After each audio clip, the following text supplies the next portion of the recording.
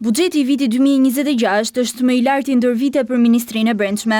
Ministri Albana Koçiu gjatë fjalës së saj në Kuvend theksoi se do të forcohet teknologjia dhe digitalizimi, ndërsa synohet vendosja e kamerave inteligjente të sigurisë në 20 qytetet më të mëdha të vendit. Megjithse projekti është dakorduar me Emiratet e Bashkuara disa kohë më parë, duket se atentati i ndodhur në rrethrotullimin e Rinasit ka përshpejtuar zbatimin e tij. Tashmë, zbardhja dhe parandalimi i ngjarjeve kriminale do të jetë më e lehtë. Do të mbështesim fuqimisht teknologjinë, digitalizimin dhe automatizimin.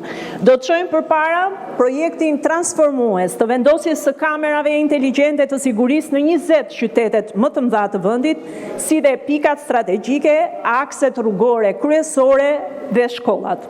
Monitorimi automatik jo vetëm do të zbardh, por dhe do të parandalojë në mënyrë jashtëzakonisht efikase të gjitha llojet e shkeljeve që lidhen me rendin, qetësinë, respektimin e rregullave, nga rregullat e qarkullimit tek rregullat e bashkëjetesës në komunitet. Ndryshime pozitive prisin dhe punonjësit e uniformave blu, ku për disa kategori buxheti i vitit 2026 parashikon rritje të pagave. 12.432 punonjës të policisë së shtetit, për 1.491 punonjës të Gardës së Republikës, për 1.389 punonjës të shërbimit zjarfikës, për 181 punonjës të vetë Ministrisë së Punëve të Brendshme, si dhe të gjitha ata punonjës të institucioneve të varësisë, lajmi i mirë është rritja e pagave që ky buxhet parashikon.